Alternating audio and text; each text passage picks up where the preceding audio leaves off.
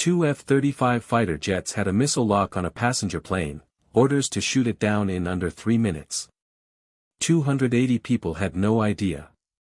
Then one woman in seat 4A said 4 words that stopped World War III in the sky. Here's exactly how she did it.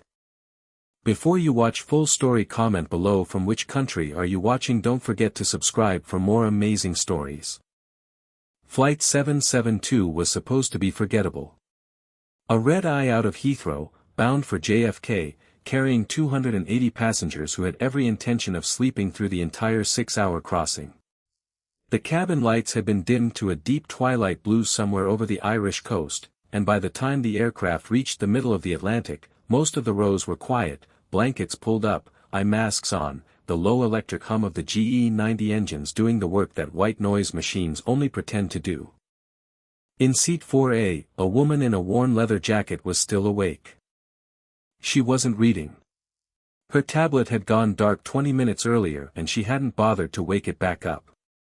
She sat with her eyes half closed, but anyone who knew her, and almost no one on this aircraft did, would have recognized the posture immediately. It wasn't rest. It was the specific, practiced stillness of someone cataloging everything around her without appearing to. The pitch of the deck, the rhythm of the engine note, the faint vibration traveling up through the floor and into the armrest. Her name was Evelyn Reed, and for 11 years she had made a living noticing exactly these kinds of details from the cockpits of aircraft far less forgiving than a Boeing 777. She had been retired from that life for 2 years now. Some habits don't retire with you. She had taken this particular flight for the most mundane reason imaginable, a cousin's wedding in New York, a suitcase full of a dress she'd bought specifically because it looked nothing like a flight suit, a return ticket she'd booked without thinking twice about the airline or the aircraft type. For 2 years she had been trying, with mixed success, to become the kind of person who didn't count exits when she walked into a room, who didn't clock the tail number of every aircraft she boarded, who could sit in seat 4A of a red-eye and simply be a tired woman going to a wedding. Tonight, that effort had lasted exactly until the flight displays flickered. Up front, behind a reinforced door and a keypad lock, Captain William Kessler was on his 3rd cup of lukewarm coffee, fighting the particular fatigue that hits every long-haul pilot around the 3-hour mark. 22 years in the seat had taught him to recognize it and work through it. Beside him, First Officer Ryan Hayes, 28, sharp, still new enough to feel a flicker of pride every time he programmed a descent, was entering their arrival parameters into the flight management computer. Boston Center just handed us off, Hayes said, adjusting his headset. Clear skies into JFK. We'll be on the ground in about 40 minutes. Copy that, Kessler said, stifling a yawn. That was the last completely ordinary sentence spoken on Flight 772 that night. The primary flight displays flickered. Not a power loss, the screens didn't go dark, they strobed, a violent burst of digital noise, and then reset themselves into something that looked correct but wasn't. Kessler sat forward so fast his coffee sloshed over the rim of the cup and onto his trousers. What was that? Hayes was already tapping through the FMC. I don't know. It just rebooted. Captain, the waypoints are gone. All of them. It should have been a minor inconvenience. Waypoints could be re-entered. Kessler reached for the yoke, intending to disconnect the autopilot and hand-fly the aircraft while Hayes sorted out the navigation computer, a procedure so routine it barely qualified as a procedure. The disconnect button didn't respond. He pressed it again. Nothing. He tried to move the yoke itself, and it held rigid under his hands, as though the entire control column had been bolted in place. Ryan. I have no manual control. The fly-by-wire is locked out. That's not possible, Hayes said, but he was already flipping breakers overhead, the reflexive motion of someone hoping muscle memory would fix what his brain hadn't caught up to yet. Nothing changed. The aircraft, for all practical purposes, had stopped listening to the 2 men sitting in its cockpit. Then it banked. 30 degrees to the left, hard and sudden, the nose dropping into an aggressive, deliberate descent. In the cabin, Sleeping passengers were thrown against their belts. A drink cart rolled and crashed into a bulkhead. Someone's laptop slid the length of an aisle. The screaming started almost immediately, that specific human sound that needs no interpretation. In 4A, Evelyn didn't scream. She put both hands flat on the armrests, braced against the negative G, and watched the wing spoilers deploy outside her window with the calm, clinical attention of someone reading an instrument panel rather than living through an emergency. 35,000 feet to 25,000 in under a minute. A clean bank angle. A precise leveling off. Around her, the cabin had come apart in the particular way that only a sleeping crowd jolted into terror can. A man 3 rows up was shouting his wife's name over and over as if repetition might anchor her to her seat. A child was crying in the too thin, exhausted way of someone who has been crying for longer than they can remember starting. Overhead bins had sprung open along the length of the fuselage, spilling jackets and duty-free bags into the aisle, and somewhere behind her a food cart had broken loose from its galley latch and was rolling with each bank of the aircraft, slamming into seat backs like something alive. Evelyn absorbed all of it without letting any of it touch the part of her mind that was still working the problem. She had trained herself out of panic so many years ago that its absence now felt less like courage and more like a design flaw in an otherwise ordinary evening. This wasn't malfunction. Malfunctions were messy, asymmetric, chaotic, full of half-failures and warning cascades. This was smooth. This was authored. Someone, or something, had written this descent profile in advance, and it had just been executed exactly as designed. She recognized the shape of it immediately, an aircraft being flown below the coverage floor of primary commercial radar. A tactical evasion, not an accident. In the cockpit, Kessler was hauling on a yoke that refused to move, sweat beading along his hairline. "Mayday, mayday, mayday, this is Flight 772, we have lost flight control authority." Dead air answered him. "Transponders not responding," Hayes said, voice climbing half an octave. "I'm trying to squawk 7500 and the system's rejecting the input." "Captain, the heading. Look at the heading." Kessler looked. The aircraft had turned, smoothly and without any input from either of them, onto a new course. Southwest. Not toward New York. Toward the most heavily defended airspace on the eastern seaboard.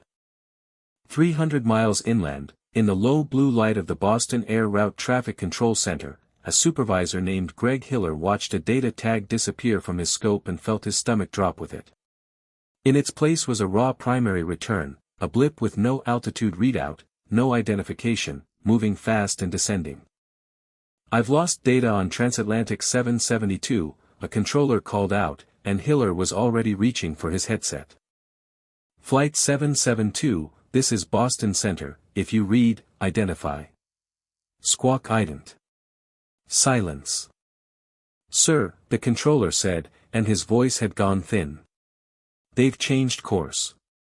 They're tracking direct for Washington. 500 knots and descending." Hiller didn't hesitate. There was exactly one call to make in this scenario, and it had a name that everyone in that room had trained on but hoped never to say out loud. "Get me NORAD. Tell them we have a rogue heavy inbound on the Capitol."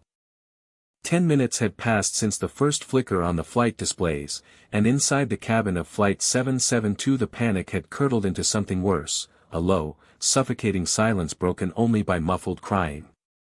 Clara Jennings, the lead flight attendant, stood gripping the handset of the interphone, buzzing the cockpit over and over with no answer. That was when the woman from 4A unbuckled her seatbelt, ignored the illuminated sign above her head, and walked forward with a steadiness that made Clara's skin prickle. "Ma'am, you need to sit down," Clara said, though her voice carried none of its usual authority. "How long has the flight deck been unresponsive?" I can't share that." "Please, your seat." Evelyn stepped closer and lowered her voice, not out of discretion but because what she was about to say didn't need an audience of 280 frightened people. "This aircraft is flying a pre-programmed course. The crew has no manual control. If that's true, in the next few minutes we are going to be intercepted, and if whoever's flying this thing doesn't respond to the intercept, we are going to be shot down. I need you to trust me for the next 90 seconds. Before Clara could find a response to that sentence, the cabin was flooded with a hard white light from outside. A collective shriek rolled through the left side of the fuselage as passengers pressed against the windows. Flying no more than 100 feet off the wingtip, closer than any commercial passenger had ever wanted to see a fighter jet, was the matte gray silhouette of an F-35, twin cones of blue exhaust fire trailing behind it. A second one slid into position on the right side a moment later, boxing the airliner between them. "Oh God," Clara whispered. Are those ours?" Evelyn studied the tail markings, illuminated for a half-second by the moon. She recognized the wing designation instantly. "They're ours," she said. "And right now, that's not good news." The left-hand fighter accelerated, cutting hard and fast across the nose of the 777, a maneuver with a name and a very specific meaning in every air defense manual in the world: follow me, or be destroyed. The airliner, still flying its silent, stolen course, did not follow.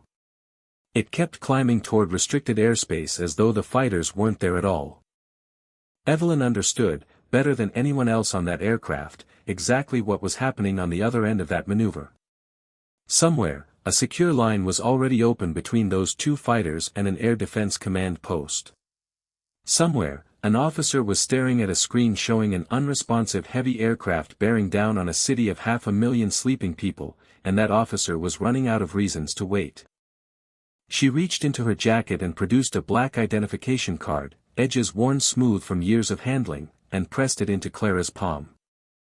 "My name is Major Evelyn Reed.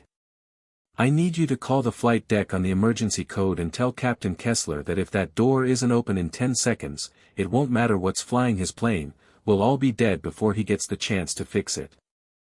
Clara looked down at the card, then up at the woman's face, and something in the absolute stillness there made her stop asking questions. She punched the 4-digit emergency sequence into the keypad. The buzzer inside the cockpit sounded once, sharp and insistent. Kessler glanced at the small security monitor showing the door camera. A flight attendant a stranger holding up a military identification card. 2 fighter jets visible through the cockpit windows, close enough to read the serial numbers. He hit the release. Evelyn stepped through the door and slammed the deadbolt shut behind her without a word to either man. Her eyes moved across the instrument panel in a fast, practiced sweep, not confused, not searching, but reading, the way a surgeon reads an X-ray. "Who the hell are you?" Kessler demanded. "We have about 40 seconds before those sidewinders come off the rails," Evelyn said, leaning over the center pedestal. "Your radios are jammed, correct?" "Everything," Hayes said. "Transponder, VHF, all of it. The primary radios are tied into the avionics data bus, which means whatever's compromised the flight controls has them too." She was already prying open a small maintenance panel beneath the pedestal, one that most airline captains went entire careers without ever opening. But the backup VHF is hardwired to the standby battery. It's isolated. "I tried the backup," Kessler said. "It's dead." "It's not dead. It's being fed a false signal so it reads as dead." She pulled a bundle of wiring loose, exposing bare copper, and forced 2 leads together by hand, creating a crude physical bypass around whatever software was intercepting the circuit. The backup radio's screen flickered, sparked, and came alive. "Frequency," she said. Hayes blinked at her. "What?" 121.5. Guard frequency. Now. His hands were shaking as he dialed it in. Outside, the fighters had settled into firing formation, their targeting systems locked and steady on the aircraft's heat signature. Evelyn took the microphone from the console before either pilot could object. When she spoke, the panic that had colored every voice on this aircraft for the last 10 minutes was entirely absent from hers. "Interceptor lead, this is commercial heavy on your 12 o'clock. We are experiencing a hostile takeover of the flight control system. Hold your fire. I repeat, hold your fire. A burst of static, and then a voice, young, strained, professional despite everything. Unknown voice on guard, this is Air Defense 01. You are entering restricted airspace. We have a solid lock by order of the United States government. Divert to heading 090 immediately or you will be engaged. We cannot comply. The flight deck has no control authority. We are passengers in this cockpit. Stand down. Negative, heavy. I have orders to fire in 30 seconds. Evelyn closed her eyes for exactly 1 second. She understood how chains of command worked, and she understood that a first lieutenant wasn't going to break a direct order because a stranger's voice asked him to. What she needed was a name that would force this decision several ranks up, immediately. Look at your telemetry, she said. Your squadron commander is Colonel David Mitchell. Call sign Viper. Silence on the frequency, longer than it should have been. Tell Viper, she continued, her voice dropping but not softening, that Wraith is aboard. And if he puts a missile into this aircraft tonight, I will make sure it is the last decision he's proud of. Inside the cockpit of the trailing F-35, First Lieutenant Jack Riley felt something cold move through his chest that had nothing to do with the altitude. His targeting reticle sat steady and read across the Boeing's fuselage, close enough now that he could make out individual cabin windows. His thumb hovered a half-inch from the weapon's release. Say again, he managed. Tell Viper that Wraith is aboard, the voice repeated, unhurried, unafraid. You have 20 seconds, Lieutenant. Make the call. Riley made the call. He patched directly through to the Eastern Air Defense Sector Command Post, his voice tight over the encrypted channel. Center, this is 01. I have a solid lock on the Rogue Heavy, but there's an unidentified female inside the cockpit on guard frequency requesting I relay a message to Colonel Mitchell. She says to tell Viper that Wraith is aboard. 200 miles away, in a windowless command bunker outside Rome, New York, Colonel David Mitchell was standing over a radar plotting table watching a countdown clock tick past the 3-minute 40 mark before Flight 772 crossed into the Washington Air Defense Identification Zone. When Riley's message came through the overhead speaker, the room went completely silent. Mitchell's coffee mug tipped in his hand, spilling across the linoleum, and he didn't notice. There was exactly one person in the history of the United States Air Force who had ever carried that call sign, and she had been his wingman once, years ago, over a stretch of Syrian desert neither of them talked about anymore. A pilot who had flown a crippled F-22 through an active missile envelope using nothing but analog backups and raw nerve, and who had walked away from the service 2 years ago without much explanation. Mitchell remembered the night that call sign had been earned, though he rarely let himself think about it. A strike package gone wrong, a surface-to-air battery that shouldn't have been where it was, and Reed's aircraft taking a hit that should have ended everything right there over the desert. Every voice on that frequency had assumed she was dead for the better part of 6 minutes.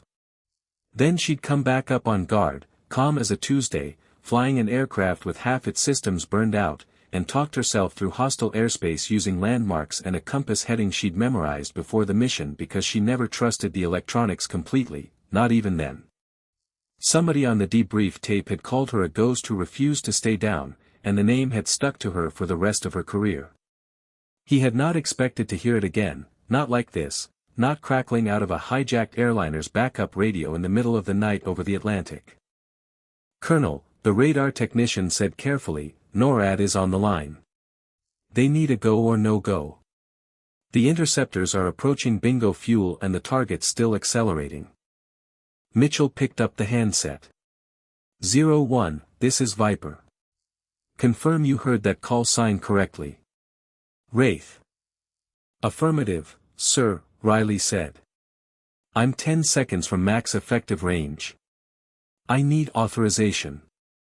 Mitchell didn't hesitate, though every regulation he'd ever trained under told him he should. 01, abort. Repeat, abort intercept. Safe your weapons and fall back to a 2-mile trail. Sir, the NORAD liaison shouted from across the bunker, tearing off his headset, that aircraft is 3 minutes from the capital and completely unresponsive to air traffic control. You do not have the authority to countermand a shoot-down order based on a voice on a radio. That's my pilot, Mitchell said, and the words came out harder than he intended. If Evelyn Reed says she's in that cockpit, she's in that cockpit. Patch me through, now. A moment later, the guard frequency crackled again. Wraith, this is Viper. Tell me you are not actually sitting in the left seat of a civilian airliner right now.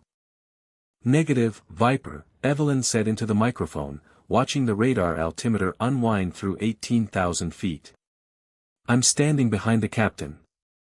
We have a full digital lockout, fly-by-wire's been hijacked, running a pre-programmed profile, overriding every manual input. The crew can't pitch, roll, or throttle back. Copy that. Mitchell's voice had lost every trace of the calm command post register. Listen to me. I have bought you maybe 5 minutes before this decision gets pulled out of my hands entirely. Can you regain control? Evelyn scanned the instrument panel one more time, looking for anything that might contradict what she already knew to be true. The flight computers are rejecting every physical disconnect. Breakers are fused digitally, the malware's holding the relays closed from the software side. There's no clean way to cut it out while the systems live. Then you're stuck, Mitchell said quietly, and she could hear him accepting it as he said it. If you can't sever the digital feed, you can't fly the aircraft. Evelyn's eyes moved up to the overhead electrical panel, rows of switches most passengers never thought about, that most pilots touched only during training simulations. An idea formed, the kind of idea that belonged in a fighter cockpit shedding a hostile radar lock, not in the cockpit of a wide-body airliner carrying 280 people. Viper, she said, you can't fix a compromised system while it's still running. I need to starve it. Reed. What are you thinking? I'm going to kill the power. All of it. Kessler spun in his seat so fast his headset nearly came off. Are you out of your mind? If we drop the main buses we lose the engine's generators, the hydraulics, cabin pressure, we will fall out of the sky. Tell your fighters to give us room, Viper, Evelyn said, ignoring him entirely. It's about to get dark up here. She set the microphone down and reached for the overhead panel. Hayes lunged across the console and grabbed her wrist. She stopped him with almost no visible effort, pinning his arm against the throttle quadrant, and turned to look at Kessler instead.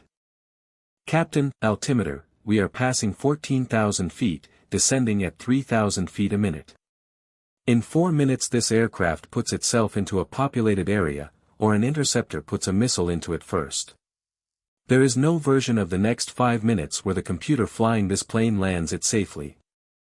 I need you to trust me the way you trust a wingman, not a stranger. If we shut down the electrical system, Kessler said, the rat drops. We get bare minimum hydraulics. Maybe. That's exactly what we want. When the flight computers lose power completely, the software controlling them dies with it. When it dies, the malware dies with it. Fly-by-wire reverts to direct law, mechanical cables straight to the control surfaces. It's never been tested in flight because no one's ever needed it to be. But it's built into the airframe for exactly this kind of failure. I need 3 minutes of altitude and I need you to fly this thing like it's 1965. Kessler stared at the artificial horizon a moment longer, at hands that had spent 2 decades trusting the automation he'd been trained to trust completely. Then he let go of the useless yoke. Ryan, he said, and his voice had changed, not louder, but harder, an authority coming back into it that had been missing since the first flicker on the displays. Brace for -G, stand by on the RAT. His hand moved across the overhead panel. Disconnecting left generator. A click. Right generator. Another. APU generator off. Battery bus, off. At that moment, Flight 772 went dark. The transition was total and immediate. Every cabin light died at once. The hum of climate control vanished.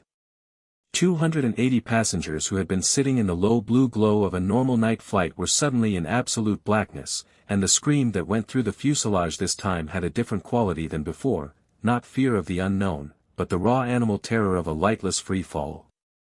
Outside, the pilots in the two F-35s watched the massive airliner's navigation lights, strobes, and cabin windows all vanish at once, the whole aircraft disappearing into the dark like something being erased. Inside the flight deck, the glass displays went black.